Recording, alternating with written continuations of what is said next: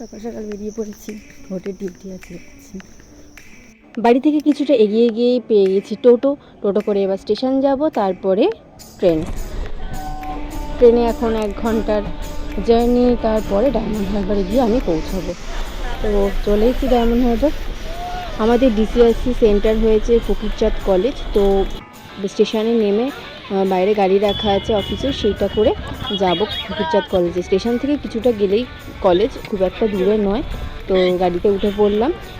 আজকে ডিসি আছে, তো আজকে সমস্ত জিনিসপত্র ডিস্ট্রিবিউশন হবে পোলিং পার্সোনালদের। তো এসে গেছি।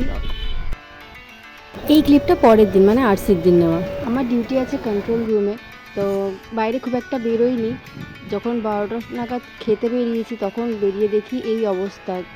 অজস্র লোক তখন ভিড় করে রয়েছে, সবাই ভোট নিয়ে ফিরে এসছে। খুব জোর খিদে পেয়েছিল, ফ্রাইড রাইস চিলি চিকেন দিয়েছিলো, সেটাই আমি বসে বসে খাচ্ছিলাম। খেয়ে নিয়ে আবার আমি ঢুকে গেছিলাম কন্ট্রোল রুমে। তারপরে বাইরে 3টে নাগাদ বেরিয়েছি, তখন দেখি যে যেখানে পাচ্ছে এইভাবে ঘুমাচ্ছে। আমার কাজ শেষ হয়ে বেরোতে বেরোতে 4টে বেজে গেছিলো। তখন তো ওখানে পুরো অন্ধকার। যখন বাড়িপুরে এসে নেমেছি তখন ভোর হয়ে গেছে। বাড়ি চলে এসেছি। চোখের অবস্থা খুব খারাপ, মানে খুব ঘুম পেয়েছে। তো অবভিয়াসলি যাবো, ফ্রেশ হবো, তো দেখা হবে আবার। টাটা।